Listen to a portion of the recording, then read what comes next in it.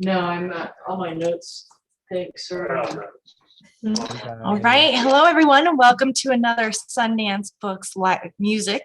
Sundance Books and Music live stream. I do know the name of my store. Thank you. My name is Emily, and I will be your host today. As an independent bookstore, we love supporting smaller publishers, and today we're happy to return to poetry with 4 poets whose work is published through indie presses: Nick DeDominic, Avni Vyas, Heather Green, and Jessie Delong. Reading first today is Nick DeDominic, whose new collection, Goodbye Wolf, is from the Operating System. He is an essayist and poet. His work has appeared in Guernica, Los Angeles Review, Diagram, Fairy Tale Review, Verse Daily, and elsewhere. DeDominic teaches writing at the University of Southern California, where he also co-directs the university's prison education program. He is the poetry editor of New Orleans Review and lives in Los Angeles. Welcome, Nick. Thank you so much for having me. I feel weird. I feel like I'm writing along and I shouldn't be here. The book technically isn't new. The book came out let me tell like sort of a story first. So like 2 days ago, I was at the market and I was in the produce section, and there was an older gentleman with like a bushel of parsley kind of violently waving it in front of his nose. And then he turned to me and said, "It's so hard to smell vegetables with these masks." And I wondered where he had been for the last year, and that he was just sort of recently coming to this realization that produce shopping is difficult in a mask. In very much the same way I kind of feel like this book has kind of always been out, but never been out. It came out in January of last year, and then like 2 weeks after that, I had heart surgery, and then 2 weeks after that, and 2 weeks after that, I was getting out of the hospital, and people were talking about the pandemic and whether or not it was going to be a big deal, and people were stealing PPE, and it was all of this stuff. And so it's just so weird to sort of think about this book. But here it is, and I put on a wolf shirt to read some stuff. So I'll read that to you. The book's a lot about kind of illness, and it oscillates between kind of epistles to an imaginary wolf figure and kind of horoscopes.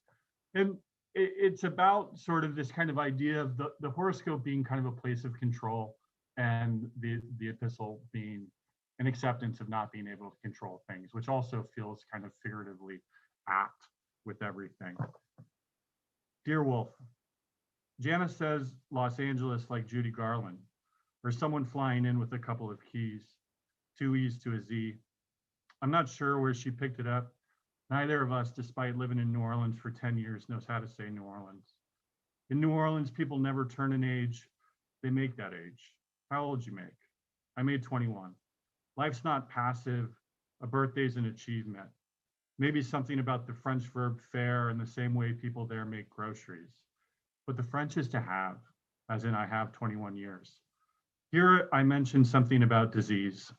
The doctor says it sounds a lot scarier than it is, lung disease. Here I think about breath, to breathe, again, and how.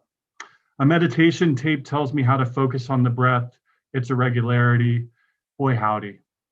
I wonder if how we say a place changes a place. I wonder if how we say a place changes a place.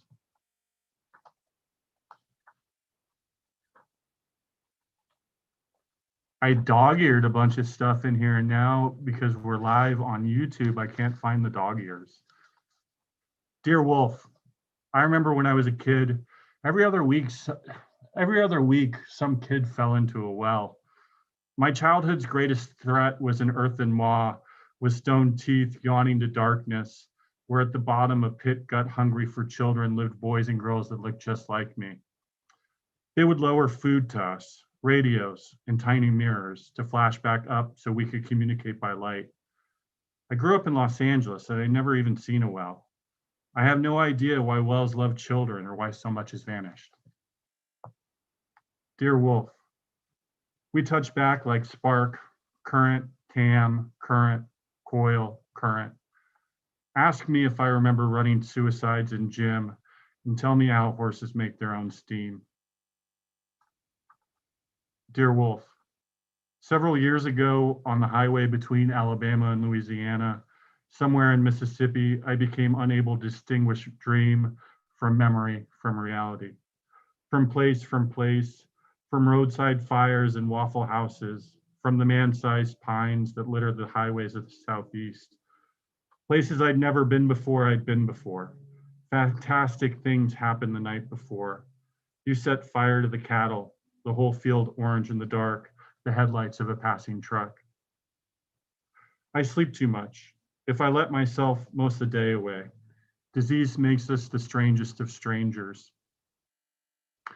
A West Texas jackrabbit pinned to the tank of your Honda 250, roadkill found and skinned lovingly in Terralinga, the ghost town, unmarked on the map and built around the Cinnabar mines. Dragon's blood, wounded monster. The foot, a good luck charm to ward off bad spirits and keep traffic moving.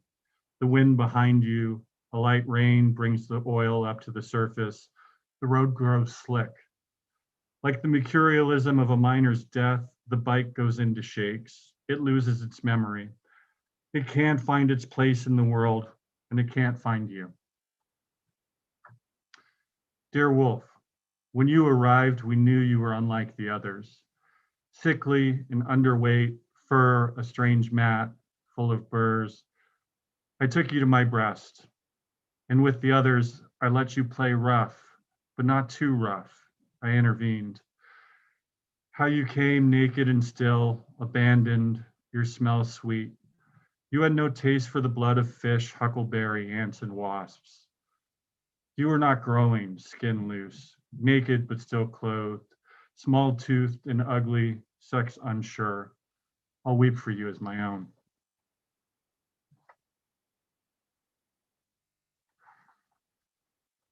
Your daily horoscope.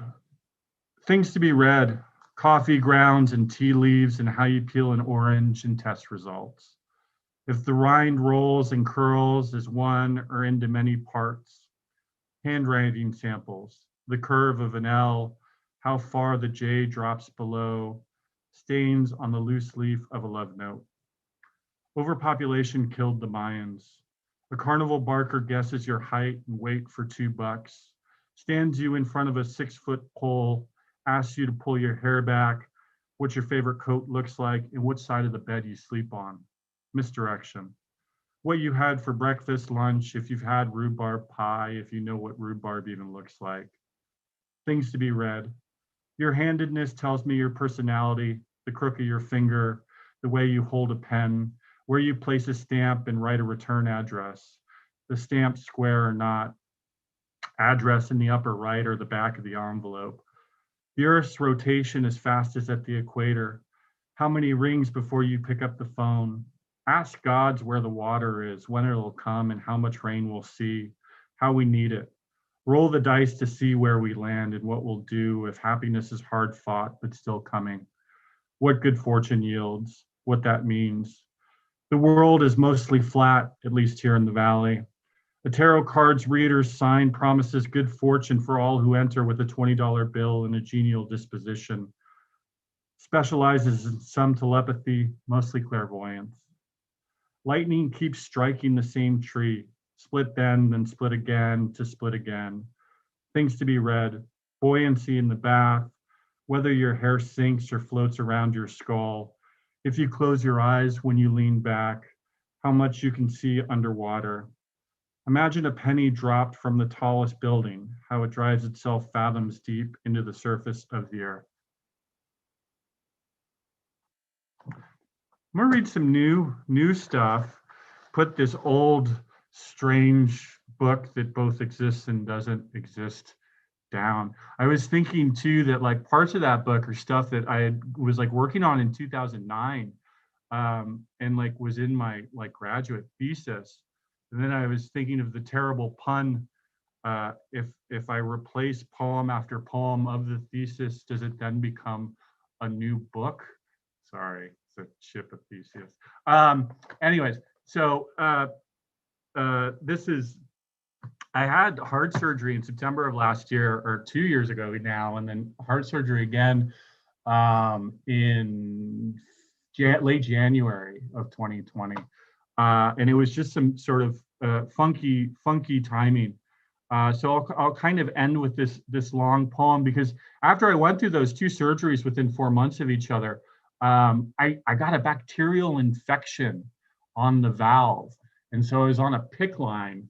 A PICC line is just this torturous thing where they put you on antibiotics through your bicep, and then you have to like carry it around with you all the time. So it's a permanent IV, but you can leave the hospital with it. And so I had to sleep, and I had all these anxiety dreams about it. So this is kind of to that point, and then kind of also a remembrance for a dear friend and poet that we lost in October of last year. So it's called Well, for Cassie Smith. I've got some rare bug, I tell a couple of friends. The bacteria that causes acne has been found on my brand new bioprosthetic pulmonary valve. The old real one failed in a department meeting on attendance policy. I made it back to my office before crumbling to the floor, and I keep it in my back pocket that I at least showed up. The new valve is half pig, half plastic. I tell a friend I have acne of the heart, and she said, "There's a poem." She doesn't know what a poem is. Okay, fine, but it's not something I want to write. At almost 40, I've moved back in with my mother. Dogs don't sweat. Well, they do, but not like we do. It's through the follicle in the paw. That's the smell, the dog smell.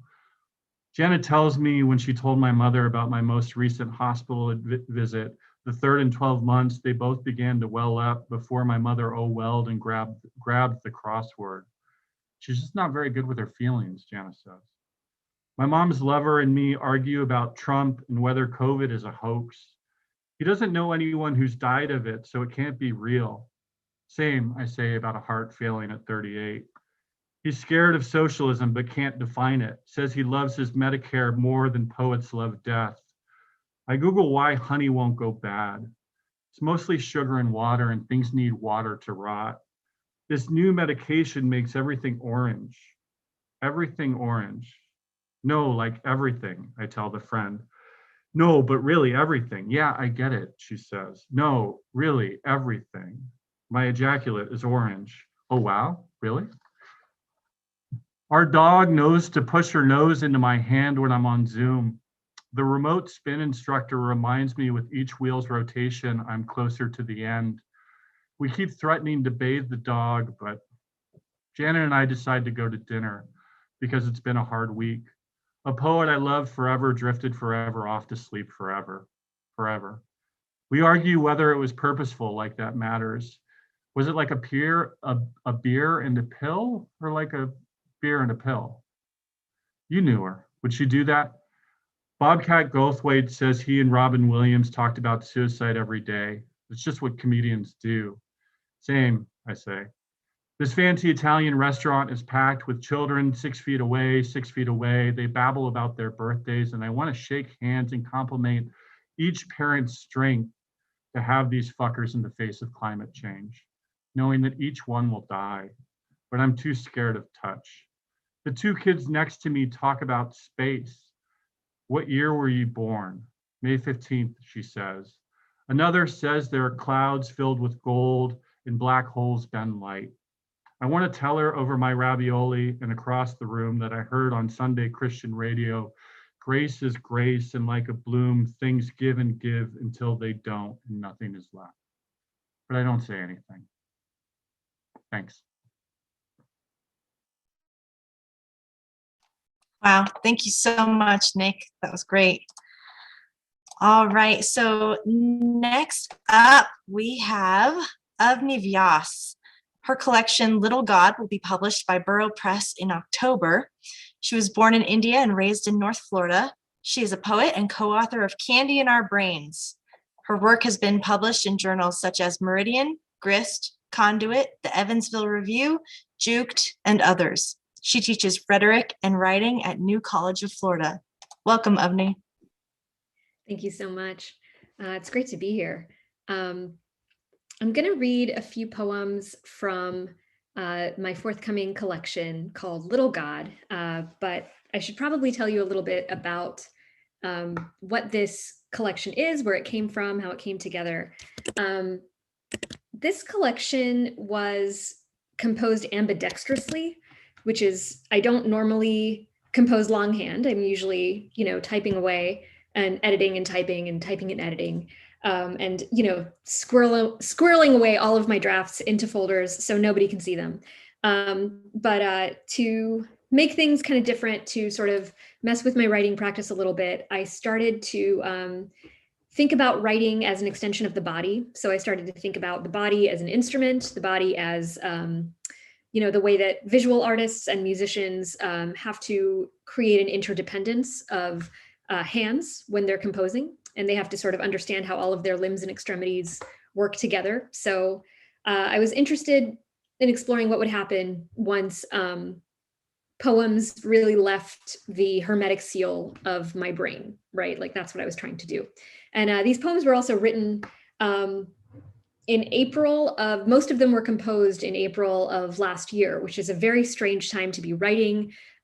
These were composed in the wake of a miscarriage, so they're informed by some of that loss and grief. And so I was really putting myself in a situation where I was just writing about myself in a very frank and direct way. I didn't like it. It was hard, scared me. It was not fun. And yet, some part of me, remembered, the 16-year-old who used to scribble in her room at night and then like hide her poems from herself and everybody else in the world. So there was something kind of cool happening when composing longhand factored into the composition process. So these poems were written ambidextrously, which means that one day I would begin with my dominant hand. I'm left-handed, so I would sit and I would compose one by hand, left hand, and then the next day my right hand would compose. And I wondered what would happen, with these alternating, skill sets. Like what happens when your non-dominant hand is the guide for channeling this verse that's in your head. I thought that I was going to get two totally different voices, but I got two different characters. And so the collection really came together once I discovered that my left hand and right hand weren't really talking to each other. They were sort of juggling these two characters in a larger conversation. So the left hand and right hand were kind of, it was sort of like call and response. They were talking to and with one another. I was opening up what it meant to compose in a more vulnerable way, especially with my non-dominant hand. So the poems that would ordinarily be long and wordy and rely on fancy images sort of showed up in this ghostly scrawl of shapes I didn't even recognize, but it was clearly my voice talking back to me. And in this entire endeavor, a speaker emerges, and then this figure of Little God emerges. And that's the eponymous figure from the title. Little God is based on, if you're familiar with any like iconography from Hindu culture, you might be familiar with the image of child Krishna, Bal Krishna. And he's often characterized as mischievous, playful, adorable. However, the little God that arrives in these poems is anything but. Little God is a brat. Little God gives terrible advice. Little God gives no shits. So this figure and little God kind of going back and forth are really like negotiating a language. And that's kind of what's happening over the course of the book. And I'm going to read a few poems from that, and then I'll read a few poems that I published outside of that and give you some context for it. So these are the first few poems from Little God.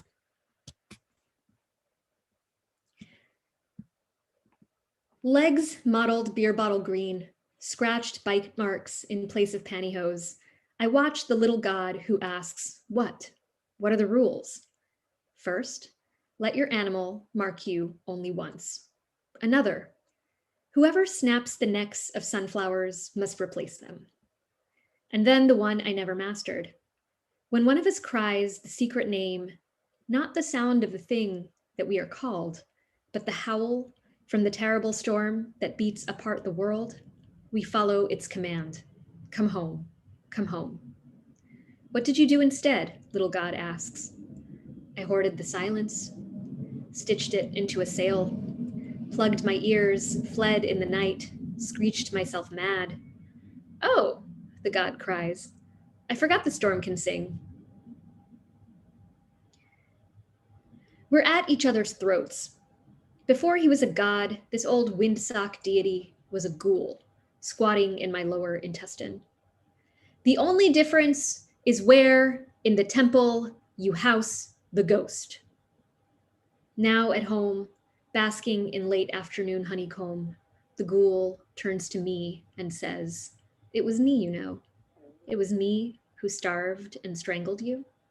Your neck, tender as summer rain."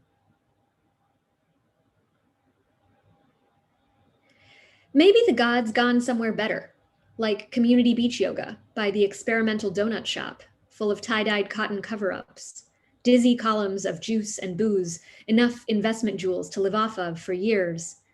But I imagine him here, glowering, marking the edge of the sentiments, you know me, and you don't know me. The way you'd coax me from one ledge to another, feigning knowing. The only trick that lured me back. Of course I know you. How a panhandler's earnings double as alms and a grift. Me, pockets empty, begging to get ripped off. This one's called Little God Attends Community Beach Yoga. Most of these poems are untitled. In the spaces where Little God is speaking, Little God gets the title. So this is called Little God Attends Community Beach Yoga. I learn about letting go from white people chanting Om. If I watch the ocean in Downward Dog, the birds stand single-legged, resting between bursts of sky. If I don't, carpenter ants find us on this side of the dunes. Meanwhile, the clouds smack their gum, whack open the shutters of rental homes to reveal seashell art, soft blue couches, cartoon wine bottles, single-use soap coins, stiff hand towels, a guest book full of bleached pages. Then they set me loose in the Gulf, waving their sails at my farewell. It only makes sense to head home fast. A nice sound. Home. Wonder what language it's reminding me of. Okay. And again, the funny thing about these Little God poems is that they are brief, and for a poet, for me, as a poet, that's super scary. I'm used to like getting to build an argument that I can kind of hide myself behind, but these poems don't really afford that. So these are a couple of poems that I published before Little God sort of came together, and you'll notice some thematic links in terms of the imagery, some of the kind of ecology that informs them. This first poem is called Minotaur's Love Song, and it's published in Conduit and then again on Verse Daily. However, I think it's important for you to know that my partner, I love him so much, when he thinks about like if he would cast who would play us in the story of our relationship, he is so apt. He is like Adam Driver as Kylo Ren would play you, Avni, because he understands that I'm driven entirely by low-key rage, and I'm a hulking massive muscle on the inside. I know you can't tell that by looking at me, just trust me, it's true. So this was originally inspired by Kylo Ren, but I've since renamed it, and I think it's a little more appropriate now. It's called Minotaur's Love Song. I want the world to be my father to be the world, to hear my infinitesimal blood rushing to meet his on the other side of skin. No one asks why I was made after the eclipse, as my mother walked into the ocean, her shoulders the only sliced moons shivering on the water, she the only light. Was it darkness who fathered me there? By the ocean, a water spume bleeds into a cave, a stone lip juts over the water. The fish, a foamy panic, I slip myself in. Tides be my father tonight. Father, be my swell. Father, be my knuckles. Father, be my churning. Tell me This string of selves ends in light. This last poem this next poem is inspired before the pandemic. I was reading about how we're living in the age of the Anthropocene, and this is the age of man. But within that, there's a subset. You've probably seen in the headlines, different countries are appointing ministers of loneliness, right, to their cabinets as governmental positions. And there's a term for that. Living in the age of loneliness is called the Eremocene. And Eremo, I think, is like derives from, I don't know which language, meaning lonely. But in this time of distance and screens and space, this was before the pandemic. We're still kind of negotiating who we are in the world at large. And so we're thinking about our loneliness. We're thinking about where and how we belong. I think about this a lot in terms of not knowing if I belong to the world, but belonging to the nature around me. So this is kind of trying in my own Kylo Ren way to belong. So this is called Self-Portrait During the Eremocene. Hair like a thundercloud, amassing its own weather and natural disasters. False teeth. Reconfigured flesh held shut by seams of shiny keloids. Matt says, I'm a weapon without a war. Edgy sometimes. A man once called me crazy for loving the color orange, but I couldn't resist it. Pulpy, muscular, animal, searing. Sometimes I swim in the ocean because it fights back. Handwriting forged into little bricks of solemn poem shacks. Every morning asking myself, why do you get to live? Teeth too big for my mouth, I eat in 3 languages. A jackal who can only love in hunger. This final poem features the bird, the ibis. Y'all are probably familiar with what an ibis looks like. In Southwest Florida, they're pretty common, so common we call them pond chickens. If you've seen them in flocks, they like gather in suburban lawns and they're sort of aerating as they go with their funny looking beaks. And they're so bizarre and beautiful and I love them. And I discovered that the Egyptian god Thoth is represented by the ibis. So this poem is called Current Events. The beak's arc, a trajectory and proboscis, not dangled nor held like a rod and lure, but suspended in orange pink, punctuates afternoon light. The body of an ibis, marshaled by steam rising from the thickets, bobs from mangrove to open water. What do you call heat telegraphed from a forest? The breath of creatures marked safe for another night. The god Thoth, with his ibis head, was said to mediate good and evil as the moon does light, ombudsman of night and lantern. How darkness eats the moon over time, how it might be simpler to eat it whole, or pluck out the entire matter like an eyeball. The ibis swells its feathers, a white loaf, trawling silt, acts like a good guy, surely one of the good guys. Thank you. Thank you, Avni. That was wonderful. Thank you very much. So up next, we have Heather Green. Her collection, No Other Rome, is out now from Akron University Press. Her poems and translations have appeared in Asymptote, Bennington Review, The New Yorker, Poetry International, and elsewhere. She's the translator of Tristan Tzara's Noontimes 1 and Guide to the Heart Rail. She teaches in the School of Art at George Mason University. Welcome, Heather. Hi, thanks so much, Emily. And thank you to Jessie and Danilo and Baobab Press and Sundance for putting this together. And wow, I just love hearing your poems so much, both of you. So I'm just gonna start by reading a poem from this Noontimes 1, this book, because this is indie press showcase. I figured this book comes from Octopus Press, and so it's a translation of poems that Tristan Tzara wrote in the 1930s when he was involved in the Spanish Civil War, and mainly in an effort to like draw support from France and England, like more or less a doomed effort. But this poem, I'm partly picked because of where I live is like in the midst of an onslaught of cicadas, and they're in there. But I thought I would just read one poem from this to start off with. It's called Search. Braiding the noontime with these solitudes, artisans of light keep watch at the crossroads of nails. Wouldn't I have already called you to account for a land so full, cicadas bear your fiery armor into the dazzling atmosphere of the glare? Farther beyond the sugar towns in the Sundays of their smallness. These are the fibers of terror, and me, I could play the harp on the mane of their distance.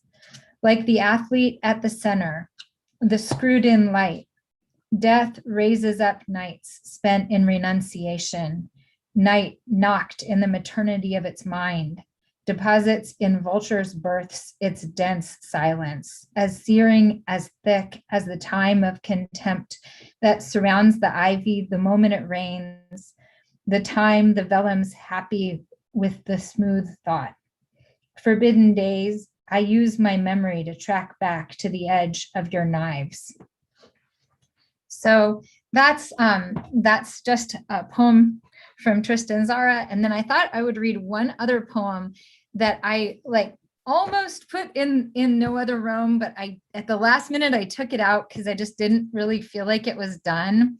But this poem is kind of inspired by the wolf poems and figure in Nick's book, and I thought I would read it. I've never read it anywhere before, but it's partly, there's like a whole period right before Noontime's one of Tristan Tzara's work that's called his lycanthropic period, where he wrote this book Where the Wolves Drink, but like a lot of even his letters at that time are like all about like the wolf, and so this poem is partly about that. So this is not a Tristan Tzara poem, it's my poem, but it's about that. So this poem is called Per Person and Per Star. And that is a line from a Tristan Tzara poem, the title. Okay, Per Person and Per Star. I'm uncomfortable in a paradise situation unless I can swim. When Tzara said wolf, he meant himself, but there were others too. I'm working to feel what I read again. After the baby, vigilance my only skill. I had to write a difficult letter today, and I'm scared of the outcome. He said, the heart of a wolf debates constantly with the perpetual hunger and thirst of a wolf. Would but wonder could return and raise my heart from all this fear. I thrill at the endings of his poems as I rub away the French to find out what they say. I can feel him on a red hot streak in this series, grinding down pain with pain. My dad blacks out. He walks on numb feet and falls. I can't aestheticize his lack. I thought lycanthropy meant the study of wolves, but it means becoming a wolf. Ah, please, I sent the letter, black irises, money, but not enough, per person, per loop, and per star. So now the rest of the poems I'm going to read are from the book, the new book, No Other Rome, which also, I'll just say I've been like working on the poems in this book for just an absurdly long period of time. So it was really hard to like pull together because it's sort of like kind of like many selves, involved in writing this book over a long period of time. And so anyway, it's like kind of, so I'm going to read mostly like the most recent poems that I wrote that ended up in here.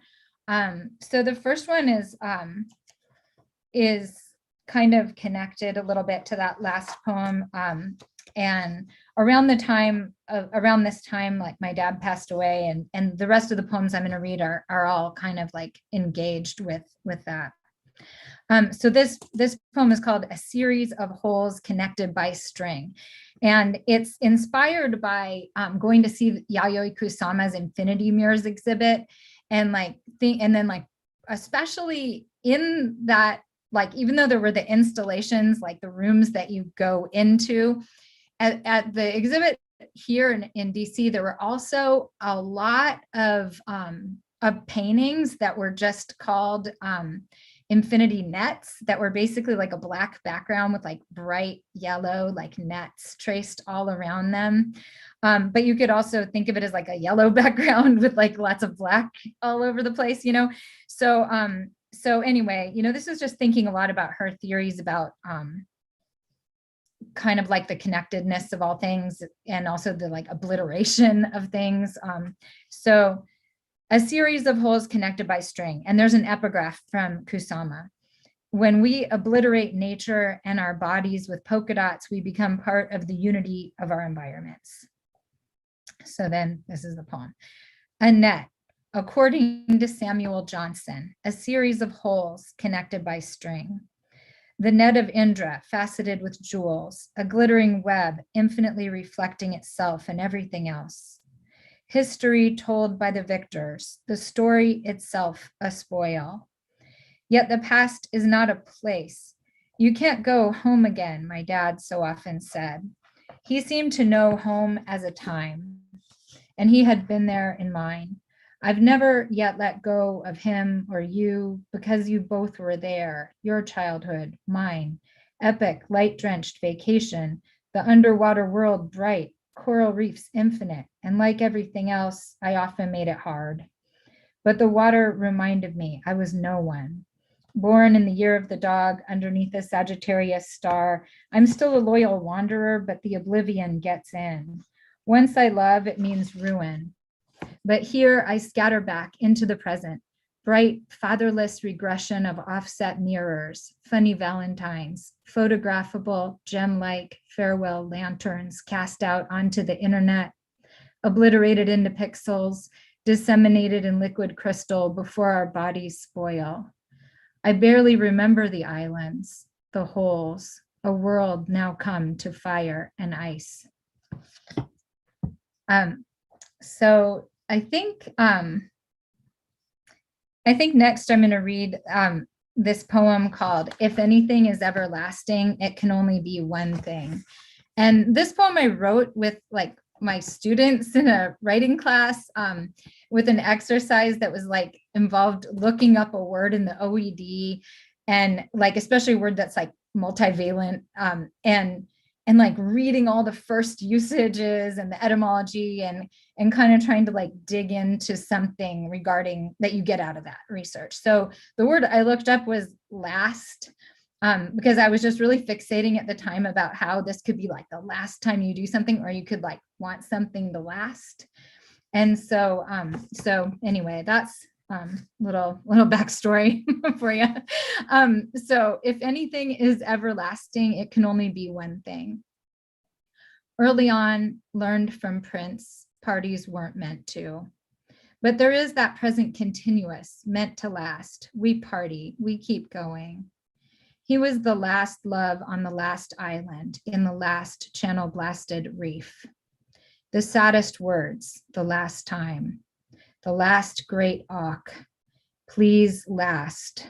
My dad's last days. He was freezing in a hospice like a motel. The last rasping breaths. He used to say second is just the first person to finish last, or something like that. From day to day to the last syllable of recorded time. Some say grief is the last way you get to love someone. But in truth, the dead become our close companions, even in joy. Will anybody see the last flowering of the last naked sea anemone? I can't undo what I've already done.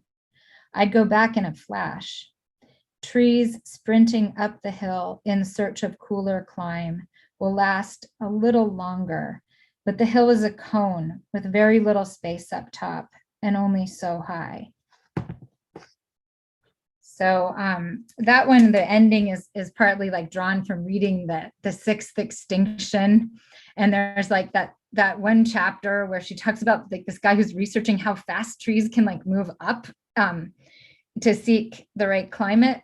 But then she talks about like at the end, she kind of like rips the rug out from under it by being like, but the top of a hill tends to be like very small. So I guess that image for me of like trees like sprinting up the hill and like running out of room became kind of haunting. So I think I'm going to read this. This is like the last poem I'm going to read. It's called Provincial Time. And it's this poem, the title was inspired by, I'm sure most of you probably read this essay called like How to Survive an Autocracy that Masha Gessen published like right after the 2016 election. And then it kind of got like republished and amended later. But in that essay, it talked about this Russian dissident who talks about this notion of provincial time. And when you're like living under an autocracy, how you might you kind of like don't have your full concentration, and your mind is like partially occupied at all times by thinking about that. So anyway, in my case, like right after that election, I also got diagnosed with breast cancer, and like a whole beginning of the the horrible like beginning of 2017, like I was like going through all this treatment while also just like watching the whole world like kind of reconfigure. So this poem is a little bit like drawn from that. Provincial Time. Resentment turned my cell nuclei into fake news. The message spread like a rumor, became a dark star visible only by ultrasound. I was prescribed a program of wholeness, radiance, harmony. The first achieved through surgery. My work became secondary. In the white room of radiation, purple rain on the sound system, hands overhead, I held still. I only want cool tears made me human. On Fridays, throughout the initial smash and grab, I reclined in a chair, drip line in the chest port, reading about a young Tristan Zara playing chess with Vinaya in the woods. At night, I lay fetal with the dog and tried to dream. 1 year gone, and I'm almost re-alive. Just before all this, Prince died. I cried, and the next night, Graham arrived. Her foxes, her bots, her Paris uprising, 1968, utopian only in retrospect, embodied to describe the artist's eye, who can see into the dark and in singing change the scene. So, thank you. Thank you, Heather. Very nice. Thank you very much. All right, so finally this afternoon, we have Jessie Delong, whose collection, The Amateur Scientist Notebook, is out now from Baobab Press. Jessie teaches composition and literature at Louisiana State University, but he grew up in northern Idaho and western Montana. He holds a BA in English from the University of Montana and an MFA in poetry from the University of Alabama. His poems have appeared in the anthologies Best New Poets 2011 and Feast, Poetry and Recipes for a Full Seating at Dinner, as well as the journals Colorado Review, Mid-American Review, Indiana Review, Painted Bride Quarterly, and Typo. Other than traditional academic settings, he has taught literature at Donaldson Correctional Facility and has worked as a case manager at a reentry services center, teaching hard and soft skill courses such as anger management and parenting to parolees and probationers. Please welcome Jessie Delong. Thanks for that introduction, Heather. And thanks, of course, to all the readers. It was really cool getting to listen to everybody's poems. Thanks to Sundance for hosting this event. And I really just want to say thanks to Baobab Press for setting up all these readings. I really appreciate it. I'm going to read from the Amateur Scientist Notebook. Just like Nick, I also wore a thematic shirt, but of course, mine isn't as cool as his wolf shirt. So I want to read just a single longer poem that I wasn't really able to fit in to any of the other readings.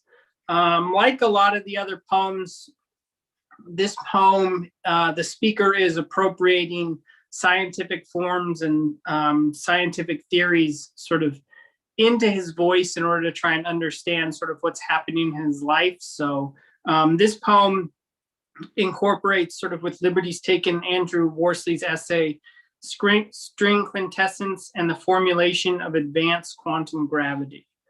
So I'm going to read the ether notes.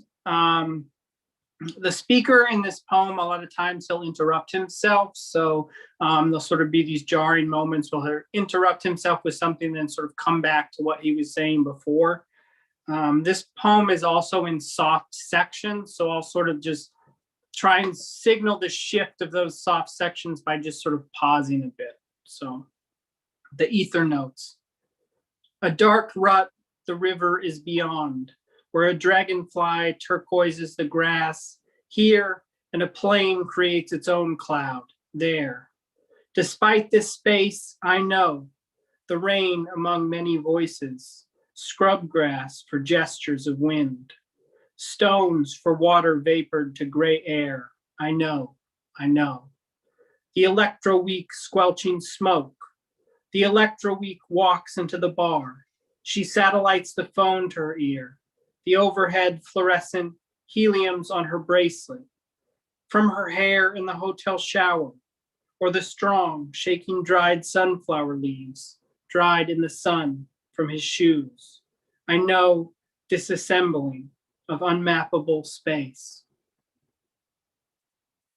I arrive at the river. Water is slower and cooler. Rain is a periphery. And I am thinking of Mankato, Minnesota, the jukebox, a siren no one could serenade to. Do me wrong, do me right, do me like you knew you always would. The strong, sitting at the bar long enough to crumple 3 napkins, slouches into a beer, the horizon of his spine dawning. The vacuous below his legs, a black hole. The visions go on like this. I know another man orbits him. The music of the room fills his cup. Shadows. If this man resembles the ashen stains under my eyes, a birthmark on my neck shaped like the inlet of a river. You drift a finger over the birthmark as if its current could take you to the wider body of my body. It will. We drown in our own flesh. We, bloated and barely breathing, begin to surface here. Between then and now is traced like a body of water contained in earth by transition, never always there or here, never an ending or a beginning, but rather an infinite flowing present.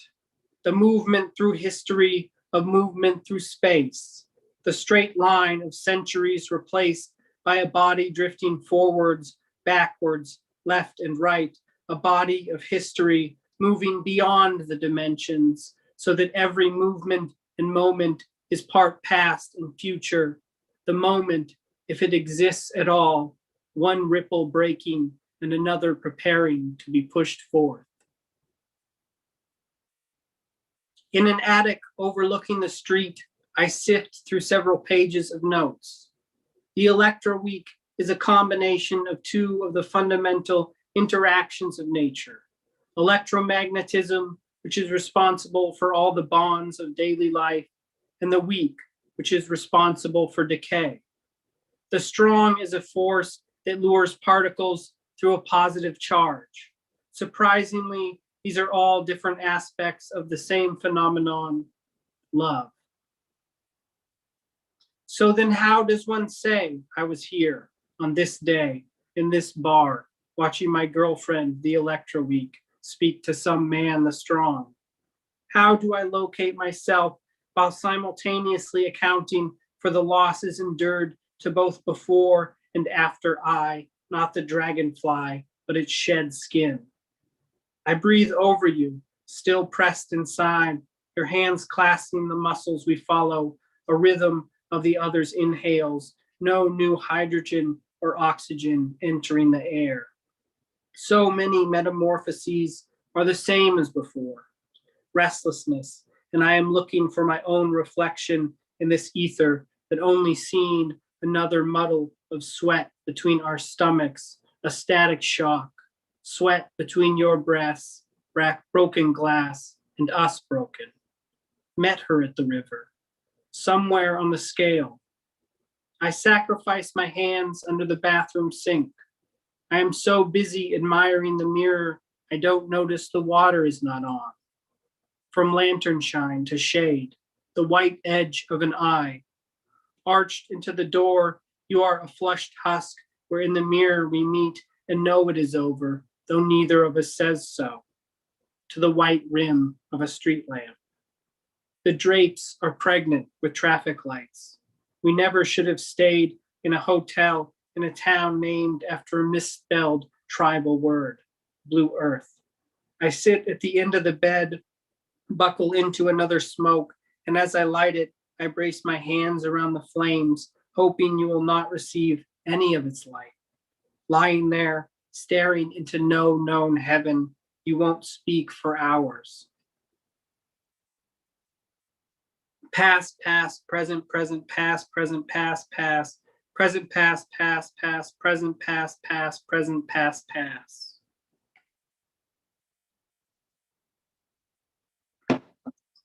See your shadow, blipped on a surface, moving over its surface, before you pass the riverbank. Why do we return to flares? The water murmurs a bat into reeds. I taste the river, gnats near the shallows, cattails, the film of dead fish banked on stones, into a space beyond the rain-rotted paper of one human to another.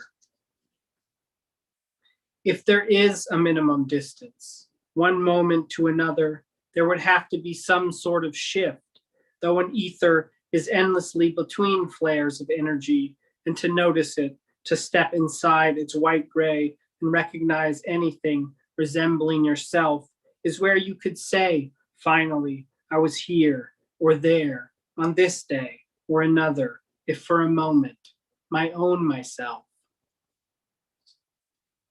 Star and gaslight are traveling on a vacuum of wind and river reeds. A sunflower arches its head into the sun. When the shade lengthens, it returns its attention to the house again.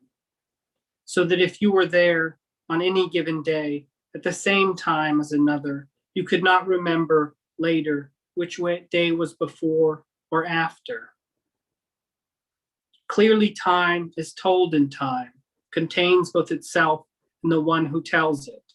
There is so little room there for sunflowers, for the horizon where hand and hand almost touch, where the lanterns and the water's edge meet, where river sand scrapes lungs, where spine, wrist, and shin circuit a weak charge from one calloused heart valve to another.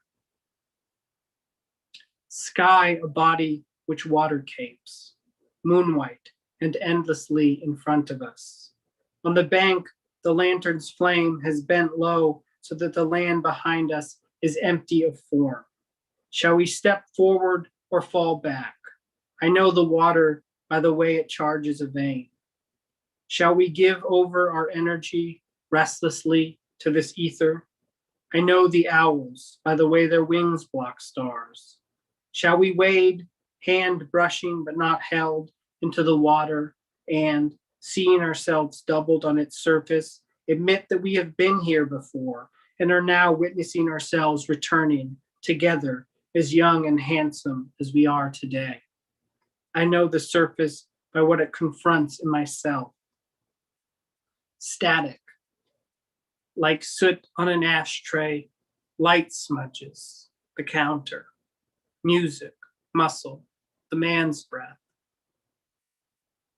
We begin to curve that space-time in the bar room where music seeps into the vaulted ceiling, in the river water which flows white and endlessly into the sky we step towards, on the bank where a dragonfly lanterns on a dead lamp, in the hotel room where the door opens, here, now, quick, now.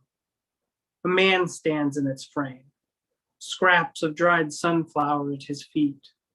Across the road, a neon sign mimics a star before the door closes.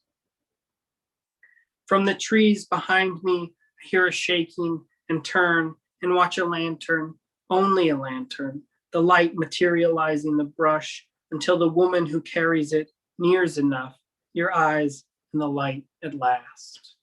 Thank you. Thank you, Jessie. Very nice. Thank you. And thank you to all of our poets who read today, Nick, of me, Heather, and Jessie.